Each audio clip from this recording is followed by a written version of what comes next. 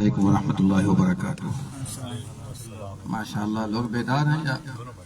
بسم اللہ الرحمن الرحیم، الحمدللہ رب العالمین والصلاة والسلام علی نبینا وحبیبنا وقدوتنا وامامنا محمد وعلی آلہ وصحبہ اجمعین۔ میرے بھائیو، صرف دو باتیں آپ کے سامنے رکھنا چاہتا ہوں۔ پہلی بات، ہمارے ساتھ رہیے گا۔ کل عید ہماری گزر گئی اور عید کا پیغام آپ نے سنا نہیں۔ بہت ساری باتیں تو آئی گئی شاید کے ذریعے، لیکن جیسے ہم لوگوں نے اچھے کپڑے پہنے کہ نہیں پہنے؟ ماشاءاللہ بہترین کپڑے، مارکیٹ گئے اور اس کے بعد بہترین جوڑے لیا، اس کے بعد دیکھیے کتنے خوبصورت نظر آتے ہیں۔ اور اسی طرح بچیاں بھی ماشاءاللہ، اصل عید تو انہی کی ہوتی ہے، اصل عید تو انہی کی ہوتی ہے۔ بہت خوبصورت لباس میں اپنے آپ کو مزین کرتے ہیں، ماشاءاللہ بہترین خوشبو ہے، پرفیوم ہے، لگا کے نکلے عیدگاہ اور مارکیٹوں میں نکلتے ہیں کہ نہیں نکلتے ہیں؟ اچھی چیز ہے الحمدللہ، اسے اللہ سبحانہ وتعالی منع تو نہیں کرتا۔ جتنی خوبصورتی ہم کپڑے کے حساب سے ظاہری طور پر اپنانے کی کوشش کرتے ہیں، ہم اپنے روحوں کو بھی پاک کریں، خوبصورت بنائیں، اپنے باطن کو بھی خوبصورت بنائیں۔ اللہ سبحانہ وتعالی آپ کے ظاہر کو نہیں دیکھتا، کتنا اچھا کپڑا ہے، کتنا اچھا لباس ہے، کتنے اچھے خوشبو لگا رہے ہیں، یہ نہیں دیکھتا۔ وہ آپ کے دلوں کو دیکھتا ہے، آپ کی پاکیزگی کو، آپ کی روح کو دیکھتا ہے۔ اور اگر دل صاف ہے تو اعضاء اس کے تابع ہوتے ہیں، اعضاء اس کے پارٹس آف باڈی اس کے تابع ہوتے ہیں۔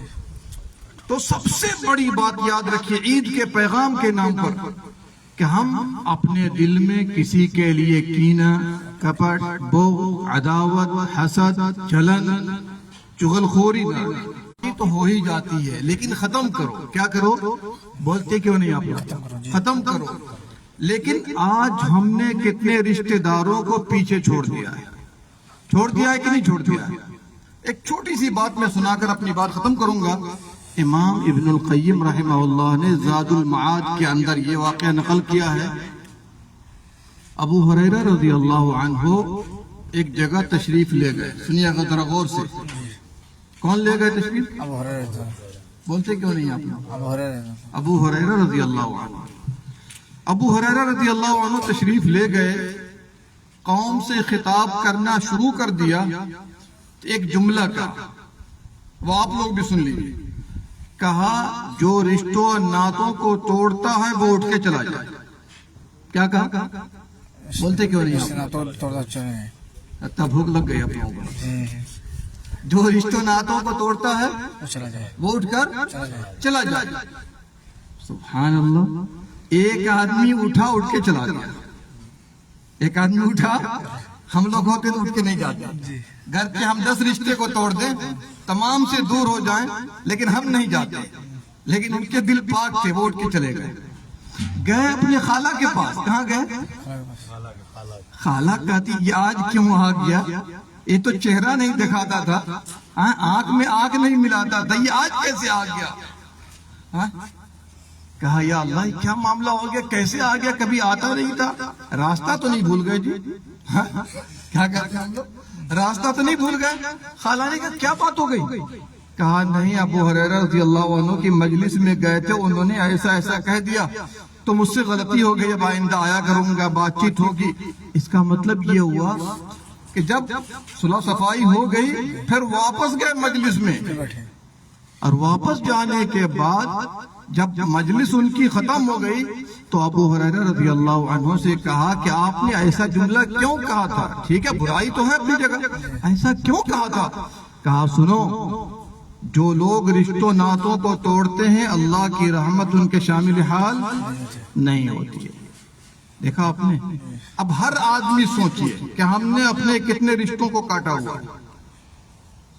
یقین جانیے اللہ نے اس کے اندر ایسی برکت رکھی ہے اور ایسی ایسی بیماریوں سے شفا رکھی ہے، اللہ اکبر، آپ سوچ بھی نہیں سکتے۔ کینسر کی بیماری کا علاج ہے رشتہ ناتوں کو جوڑنا، اور یہ ہم نے خود سنا پیغام ٹی وی کے اوپر، میں قصے میں نہیں جانا چاہتا۔ اس لیے میرے بھائی کہنا چاہ رہا ہوں وہ یہ کہ شیخ نے ساری بات کہہ دی، لیکن تمام باتوں کی بنیاد جس چیز پر ہے وہ چیز رہ گئی، کیا کہ ہم لوگ علم حاصل کرنے کی کوشش نہیں کرتے۔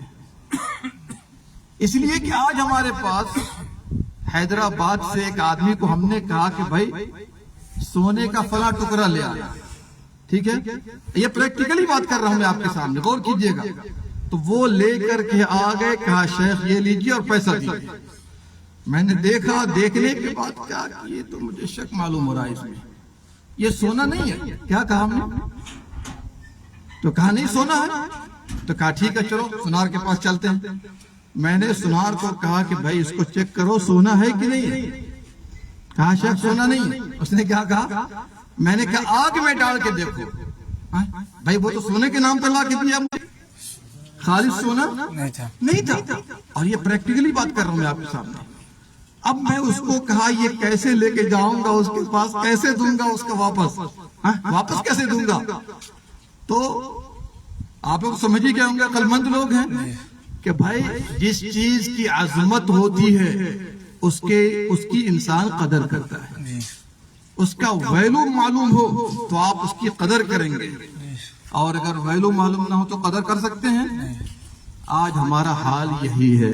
آج ہم نے اسلام کو برائے نام رکھا ہوا ہے، اس کی عظمت ہمیں نہیں معلوم ہے، اس کی خوبی نہیں معلوم ہے۔